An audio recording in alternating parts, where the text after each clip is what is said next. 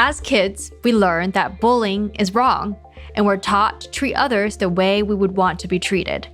But one way or another, we eventually face the harsh reality that bullying doesn't go away when we outgrow the playground.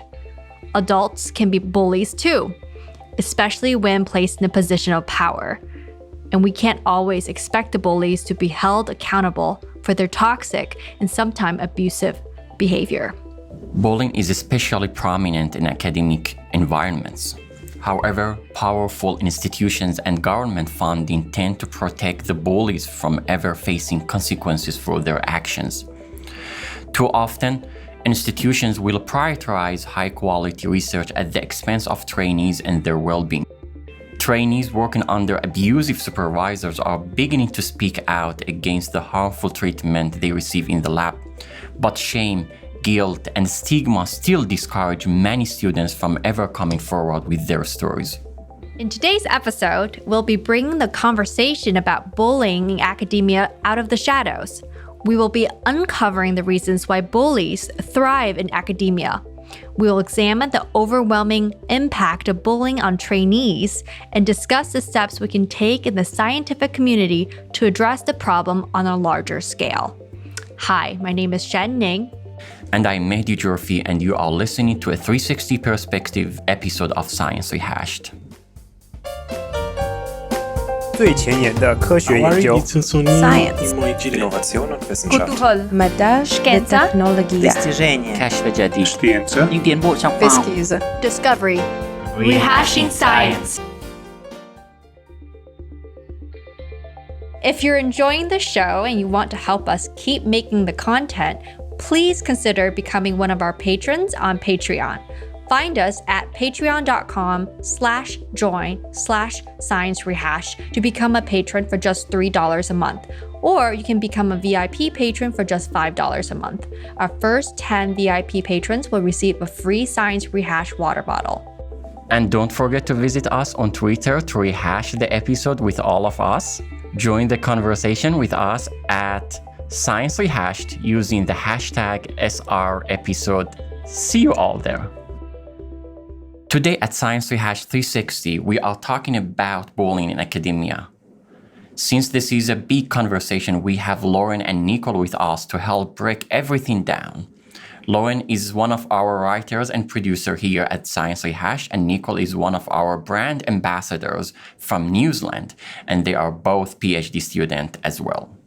Hi, Shen. Hi, Mehdi. I'm really happy that I get to be here today to talk about this really important topic because I think it's just really crucial at this point that it's finally brought out to the light. Hi everyone, I'm Nicole. I completely agree. This is something that happens so often, but it's still rarely ever talked about in the lab. Yes, absolutely. And before we get into everything, I think we should talk about what exactly we mean by bullying when it comes to academia. When we think of a bully, we probably are thinking about some kid in the playground who ridicules the other kids, calling them names, maybe using some hurtful languages to put them down. But in reality, a broad range of behaviors can also fit the definition of a bully. And nearly every bully takes advantage of a difference in power to harass their targets. In academia, the power dynamic you are talking about is already built in the relationship between trainees and their mentors, and that makes bullying even more likely. It might be surprising at first, but some scientists and professors regularly engage in bullying behaviors. Sometimes it is subtle, but sometimes it's very blatant. That's right. And the power difference is always glaringly obvious to trainees who are constantly climbing a ladder to progress to the next stage in their career. Undergraduates, graduate students, and postdocs all understand that advancing to the next step depends not only on their own performance, but also on their relationships with their superiors. As more and more trainees are speaking out and sharing their experiences, it's becoming clear that abusive supervisors in academia aren't just rare, isolated cases.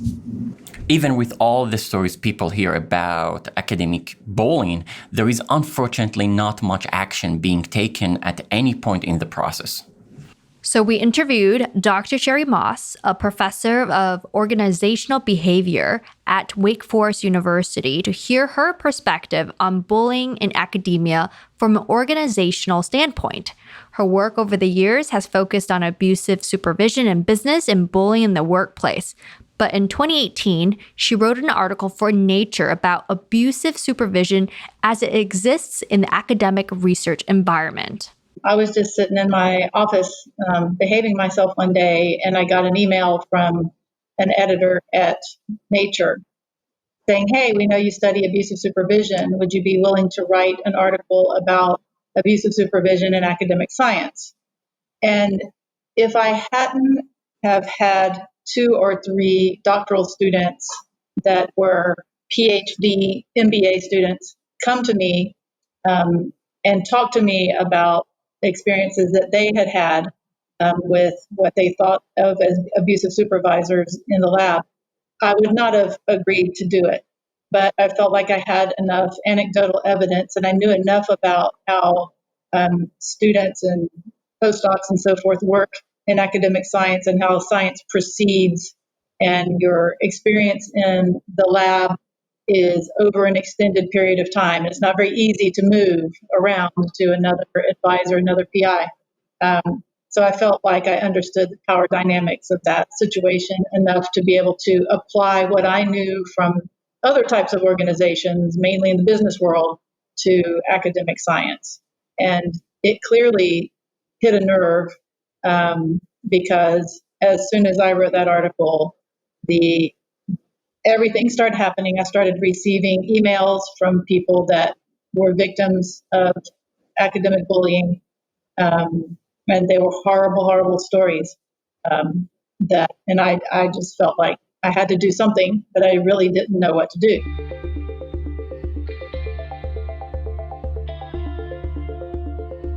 It's clear to Sherry that bullying is running a bit rampant in academia, but since trainees are so hesitant to take action in their institutions, most of what we understood about the issue came from personal anecdotes. Recently, Sherry teamed up with Dr. Morteza Mahmoudi, assistant professor at Michigan State's Precision Health Program, and performed an empirical analysis of trainees' experiences with their supervisors. With data from almost 2,000 participants, they could finally define and document the severity of bullying in academia.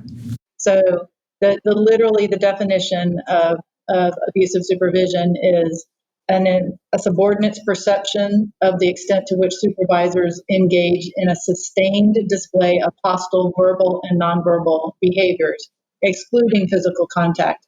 And Ben Tepper is the researcher who generated this definition, and it comes very largely from the literature on domestic abuse, and is clear to exclude physical abuse. And so the behaviors that come from that field and that have been shown to be occurring in the business or organizational field are things like my supervisor ridicules me, tells me my thoughts and feelings are stupid, gives me the silent treatment, puts me down in front of others, invades my privacy, reminds me of my past mistakes and failures, doesn't give me credit for jobs that require a lot of effort, blames me to save himself or herself embarrassment, breaks promises, expresses anger at me when angry about another reason, makes negative comments about me to others, is rude to me, does not allow me to interact with my coworkers, tells me I'm incompetent, lies to me. And that definition does not even cover everything that falls under the umbrella of abusive supervision. Here's Morteza going into detail about the more nuanced situations that can come up in specific fields. It contains a large spectrum of actions. And when you come from different fields and different kind of experiences, you can basically list additional things. For example, if you are in the field of kind of biotechnology, then the thing would be because the idea in the field of biotechnology, the kind of holy grail is to make something, invent something in the lab, and then take it to like clinical trials or all the way into clinics and make it commercial. So many basically postdocs and lab members basically develop something during the course of their experiences, and then they get promised to, like, if they share their ideas and their findings, then the PI with subsequent like experiences can help them to get it to like clinic or make it commercial, and then it would be like it would be beneficial for both parties. But when you basically declare everything, then the situation would change, because the PI knows the rest of the road, and then the only thing he or she needs to do is to like get rid of you. And then that's the point that some sort of behaviors would show up. And there are also other things about the authorship positions. Like if you talk with people with like PhD experiences or postdoc experiences, many of those have like bad stories that they basically worked on the project for a couple of years, and then when the paper ended up with like being published in a good journal, then they have no control even for the first author position that they have been like promised to get, or like according to the university rule there shouldn't be any guest authorship or stuff like that. But many of the PIs, for the sake of like using other people's reputation, they just put them as a guest authorship, and then the person who basically did the job can't even make any complaint.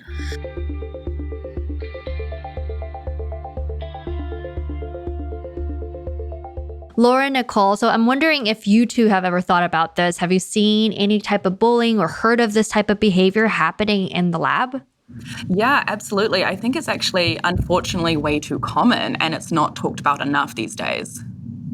Yeah, for sure. I always hear people talking about this just in passing, but it never gets to a higher level where it's talked about on a larger scale. It's always just people telling their friends and word spreading by word of mouth, but nothing ever really, no action is ever really taken as part of that. And a lot of the time, it actually falls on the burden of other graduate students in the department or in the university to rely on for help. And I mean, they're going through their own things. That's not necessarily on them as well.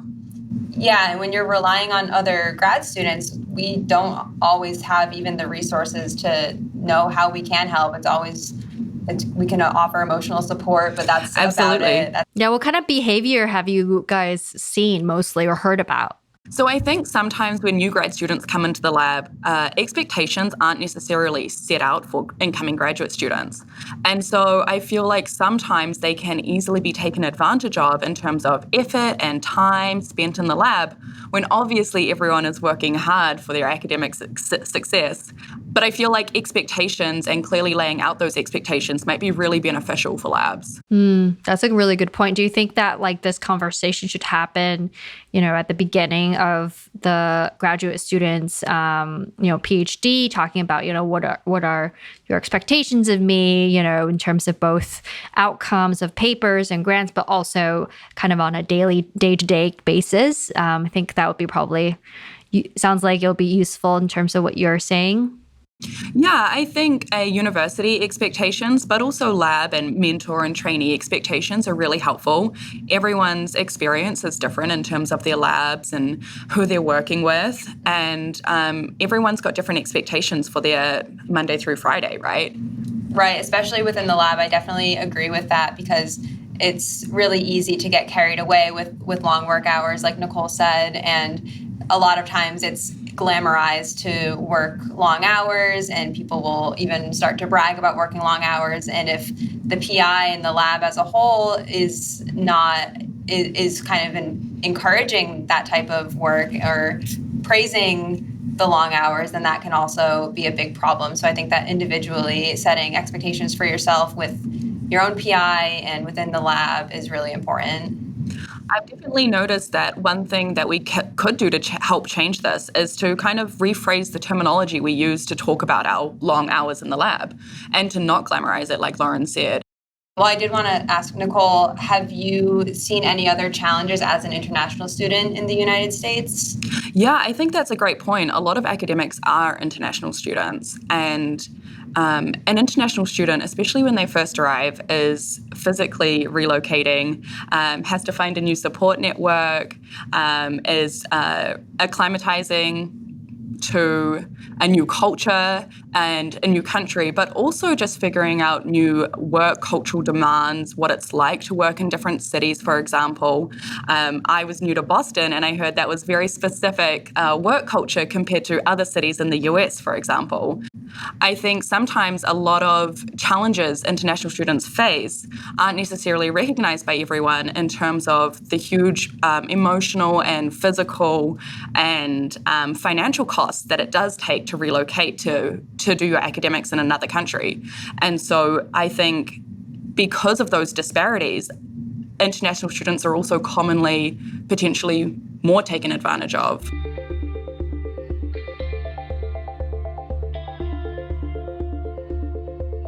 So, what makes bullying such a big problem, specifically in academia?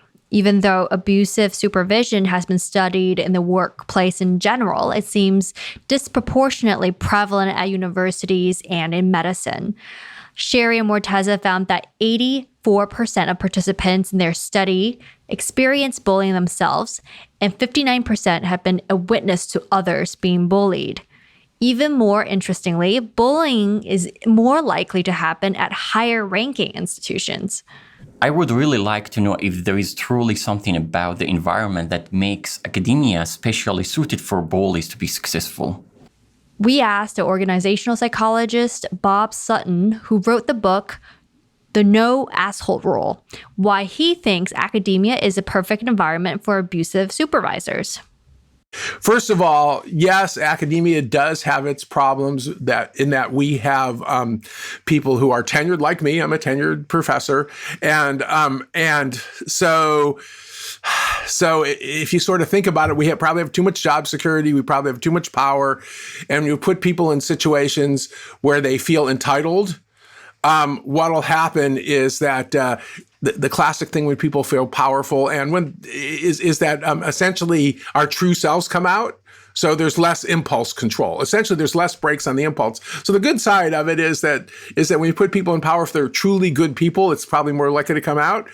But even if you randomly assign people to conditions when people are powerful, they got to be careful because of the amount of privilege they have. And I love the definition of privilege is that you don't notice the inconveniences that other people have to go through. You're sort of excused from the inconveniences. So that makes you have less empathy. And also you can get, as you say, you can get away with shit. So again, we're hearing that bullying thrives in academia because the power that PIs hold over their trainees. But it's not just the power that creates a harmful environment. But there's 4 or 5 characteristics. If you wanted to create a situation that brings out the worst in people, there's certain one is when there's big power differences. And I've already talked about power. The other one is when people are under a lot of time pressure.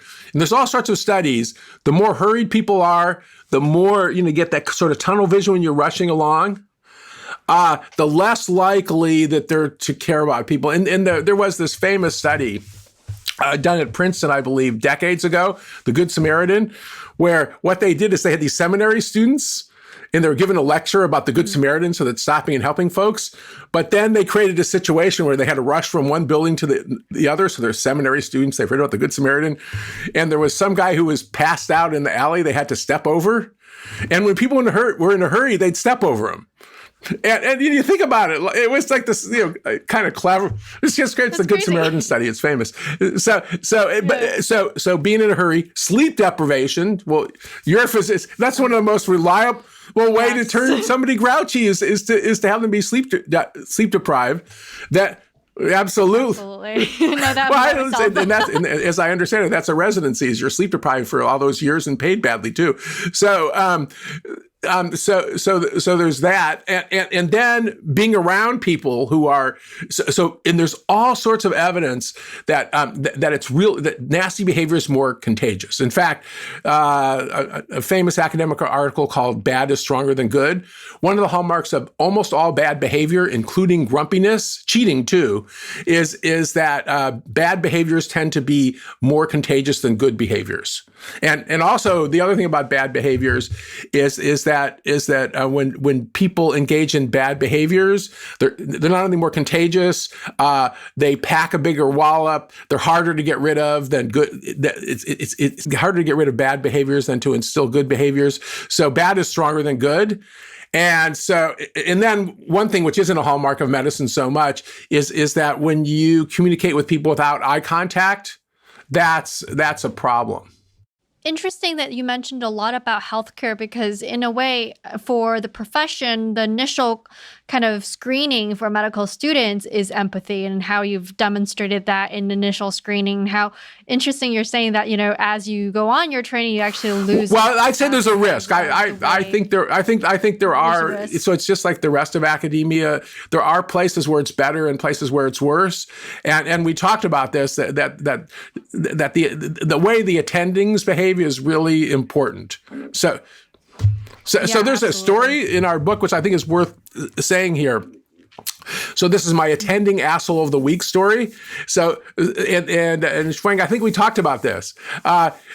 So about 2 or 3 years after I published in Asshole World, I got a very detailed note from a guy who was actually a dean at this point of a major medical school, and he said, and he did not name the school, perhaps it was Harvard, who knows? He said that when he was a resident, he and his fellow residents would get together every Friday. And there was a logbook they kept, and it was called the Attending Asshole of the Week, and everybody would tell their story about the sort of nasty experiences they had with attendings, and they would pick the worst one of that week, the Attending Asshole of the Week, and he said it was something that generations and generations of residents took. But the reason, in addition to the fact it's sort of a cute story, the thing that he really emphasized was, and to me this is how the cycle of abuse stops, was we vowed, those of us who would meet for a drink every Friday, that we wouldn't behave like that.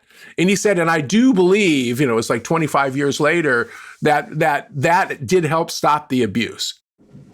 With all of these factors creating an environment primed for abusive behavior, it can be really difficult, if not impossible, for targets of bullying to escape the situation.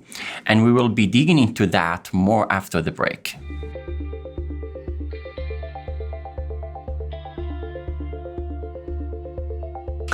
Hey listeners, if you're enjoying the podcast, this is your chance to let us know. Head over to Apple Podcasts and leave us a review, and we might feature you in our next episode. We have one review from one of our listeners today, Limerick Boston, who says, from the guests to the expansive range of scientific topics, it has all you want to learn about some really cool stuff going on in our world right now.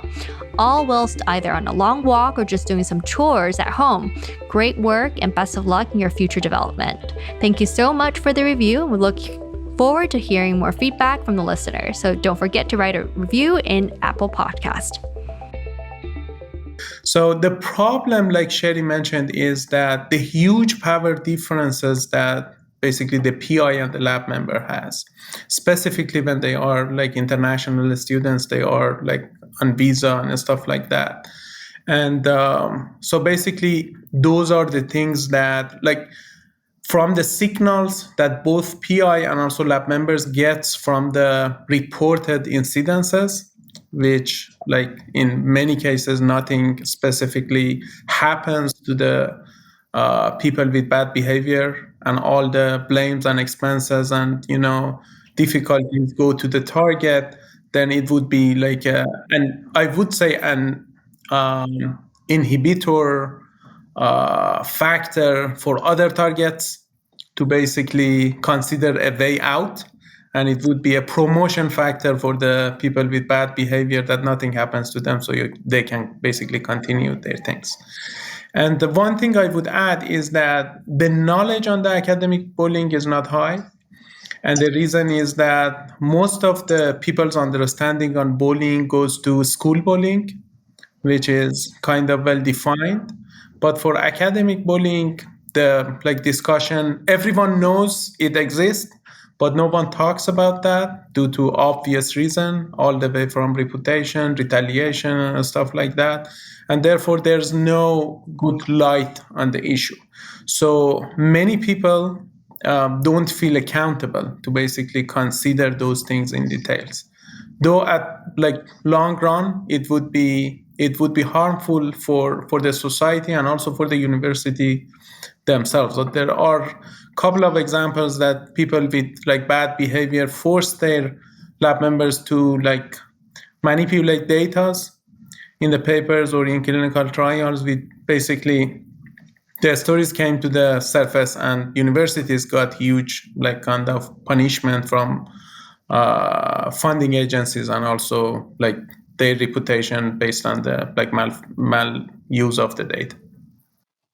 I even have a story where one PhD or postdoc student presented the data accurately, and their advisor changed the data and didn't force them, but took it and changed it and submitted it to a journal and had it published with not accurate data or falsified data.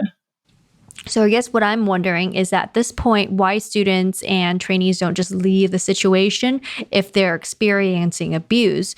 Moreover, what can students and their peers do to avoid a situation that might leave them feeling powerless and stuck? Dr. Steve Anderson is an immunologist by training and served as the associate director at Northwestern University for 20 years. In his tenure as associate director, he witnessed countless examples of students enduring bullying in their labs. Bullying, in the sense of abuse, does not have a purpose of building up the student in perhaps as little a way as making them tougher, making them able to stand on their own 2 feet. It is more, the goal is perceived at least, and sometimes accurately, to really crush the student and perhaps force the student out of the lab without doing it directly.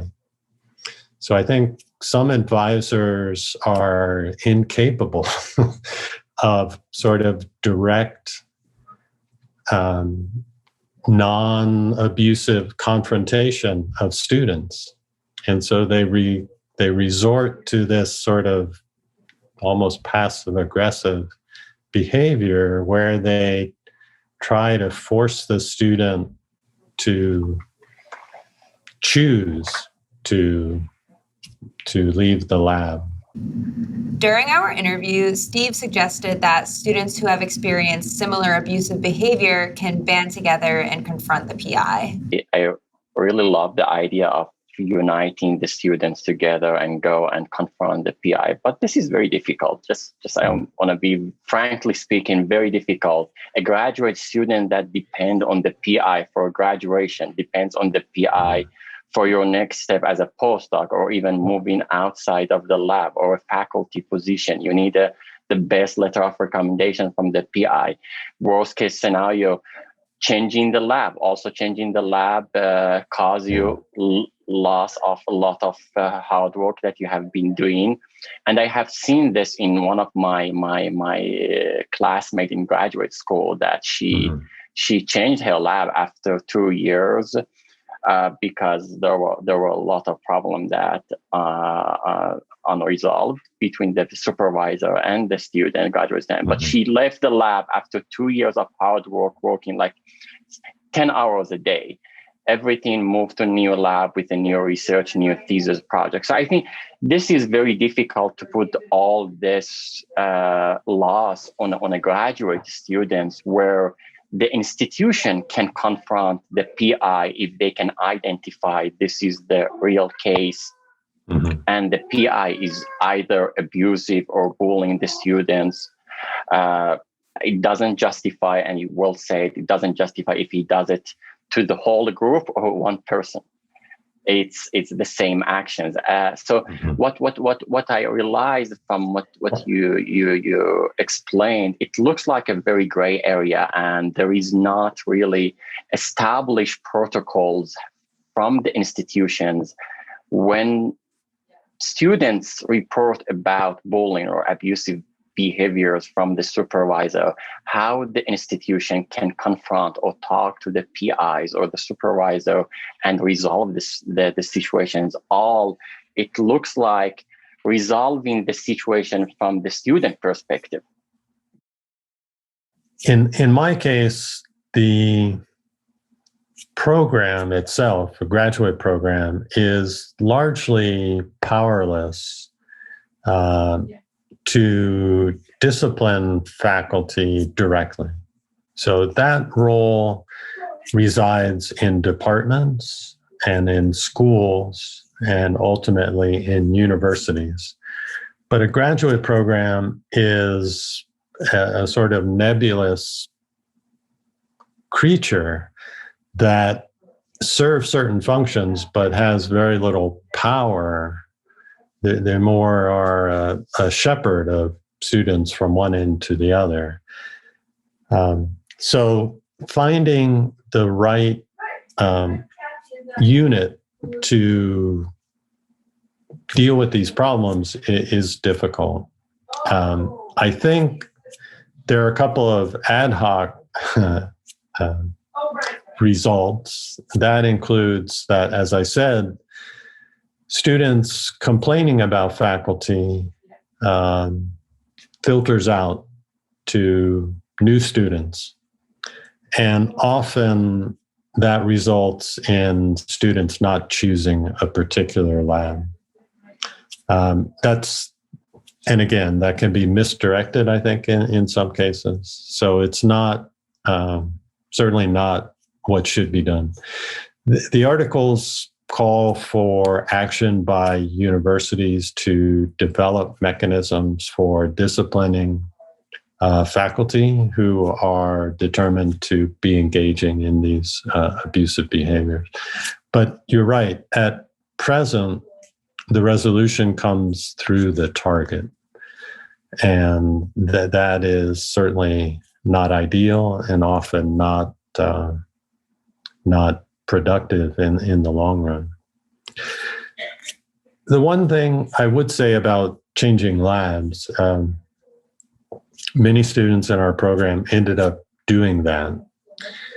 And I am reluctant to use the word of lost time because, yes, you are delaying your graduation, but that time is not lost. You were learning, you were growing, you were productive, hopefully. So you enter the next phase of your training as a very different person than you were when you walked in the door of the university. And you should be much more efficient and much more determined to make the most of the time that you have left. I think I completely agree with that. Just with both personal experience, I switched out after 1 year of my first lab to a second lab, and have many peers who have done the same either after first year or second year. And it's a really tough call because, especially around year one, you're thinking, oh, maybe I'm new, I'm not, used to the environment. Maybe I just need to give it some time.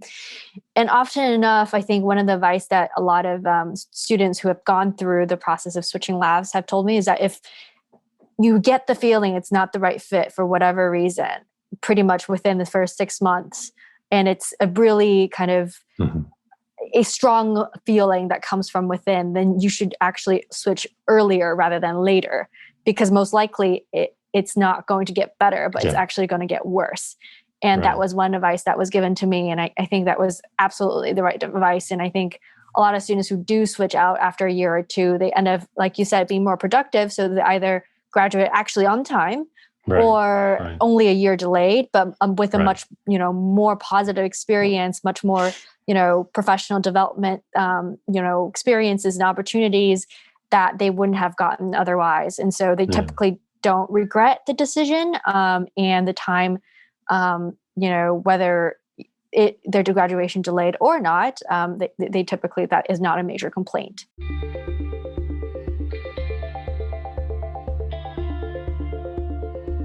We asked our guests for suggestions on how to leave a toxic lab environment. And the overwhelming advice we have heard was to never enter it in the first place. The question I tend to ask is essentially, and this worked pretty well with Cleveland, who's the superstars around here?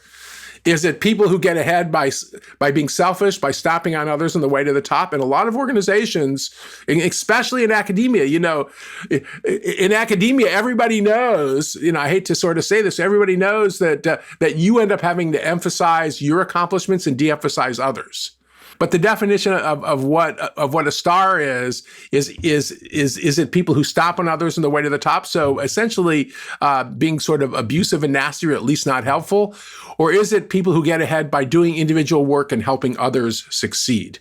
The best thing is to get a chance to talk with former lab members. It's very important because the current lab members have huge reservations because they have all of the problems that may happen to the target may happen to them if they basically share their stories. So I would say the best way is to get information from former lab members. Also, they can look at the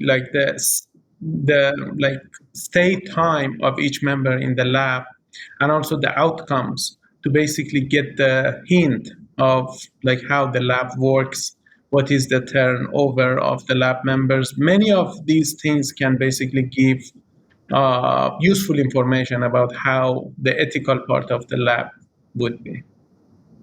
The only caveat is I think some graduate students, postdocs might be willing to think, even though I've heard bad things about this guy or gal, he or she is famous and I can put up with it for the year or two of my postdoc, or it probably won't happen to me because I'm, different than the others. And when they're in somebody's lab like that, whether they've entered knowingly or not, they often feel like they have to put up with it, not only because they're pretty sure that the institution won't do anything about it, but because that person is famous, that person's name will forever be associated with them. And the institution is not going to do much sanctioning to a famous scientist or somebody that's generating a lot of grants or reputation. So we have talked a lot about what abusive supervision looks like and what students can do about it, although we can see that they don't have that many options. Now I think it's time we talk about the steps we should be taking as a scientific community to make large-scale change. The NIH, through the training grant and fellowship mechanisms, is requiring mentorship training for all trainers associated with training grants. So that's certainly a start. Most faculty that I've talked to feel that these training sessions are not productive and unnecessary and not a whole lot new is learned. And I'm always disappointed to hear that because it means that they're going into it with a very closed mind, because those opportunities are very good for just self-examination, for discussing with peers about what they do, what you do, to get ideas of how mentorship should be done. So I think that training is a good start and provides some hope that as older generations die off, that younger generations who have gone through RCR and have gone through mentorship training will have a different perspective. So there's hope for the future.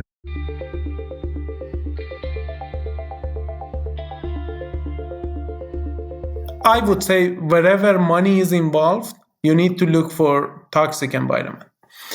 And so the thing is that what is missing is functional collaboration between all stakeholders. So if the funding agencies are in contact with institutions, and basically they track the bullying records of the PIs, then they may stop funding to the violating PIs. So that's make institutions the required motivation to basically jump in and consider these things. The other thing is that, yes, they have policies, but the policies doesn't have teeth. Like they know that, okay, you go to Ambada's office or you go to, I don't know, many other resources that university basically provide. You share your story. They do internal investigation.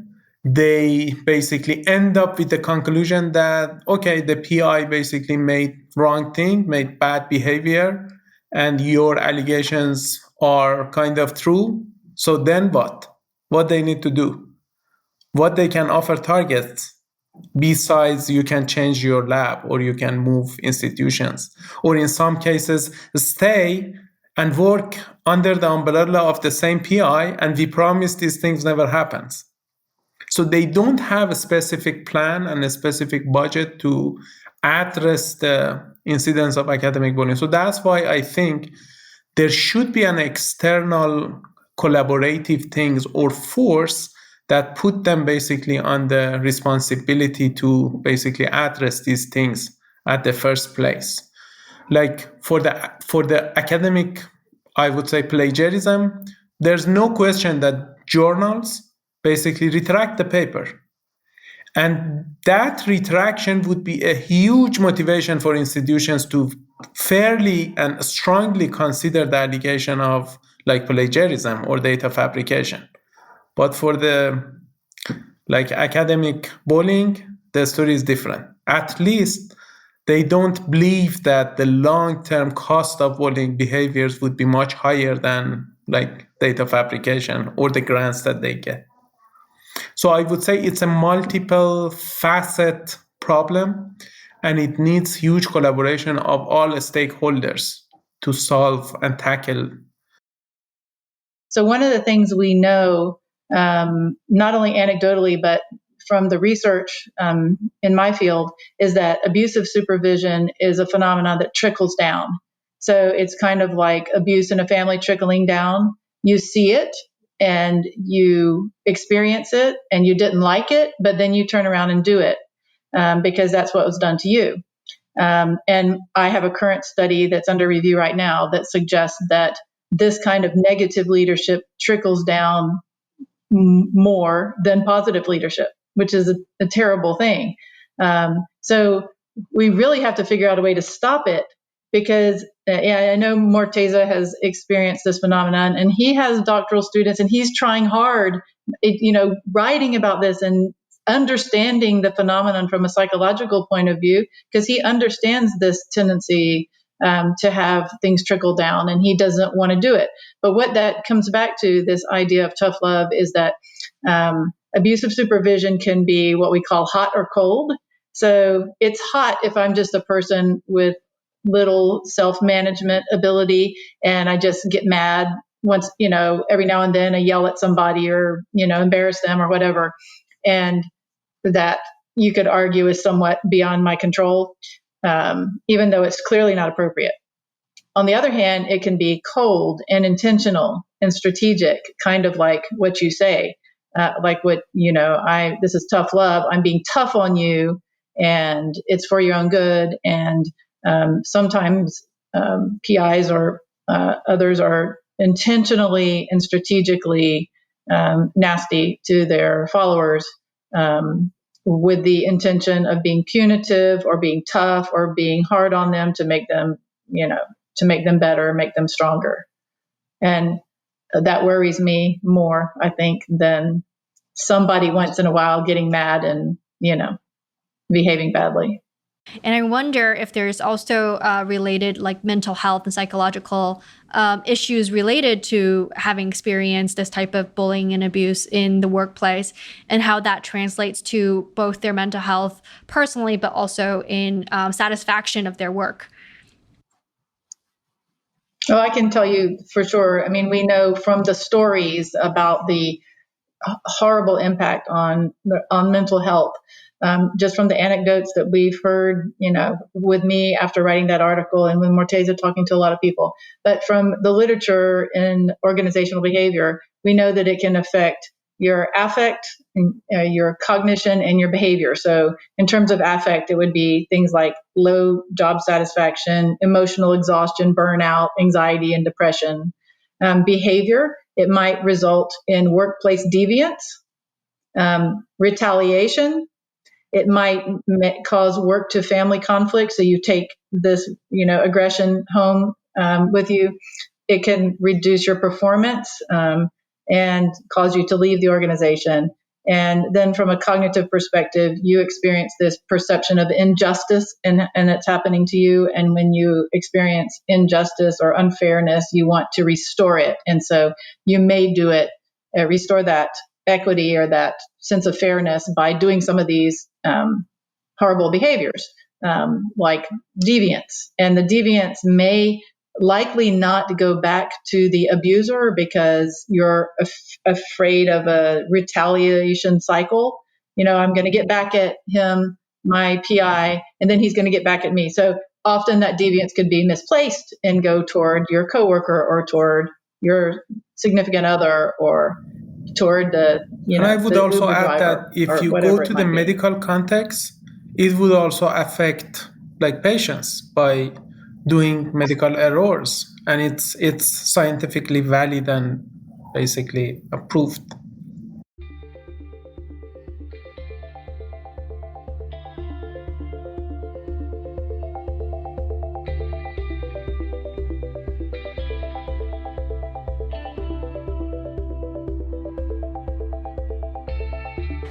Thanks to the insights from our guests, we've been able to shed some light on the pervasiveness of bullying in academia and the detrimental costs it will have if it continues to go unchecked.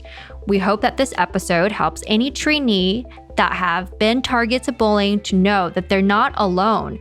At an institutional level, those in power need to start listening to trainees, give them more options that will support their careers, and of course, hold PIs and institutions accountable for the behavior taking place in the lab.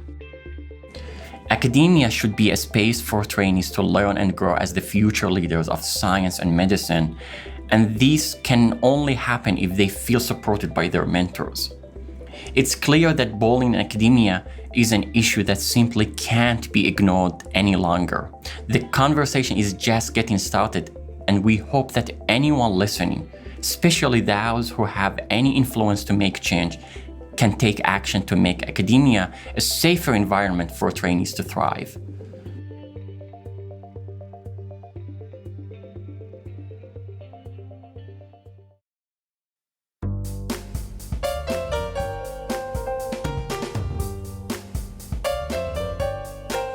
Thank you for listening to another episode of Science Rehashed.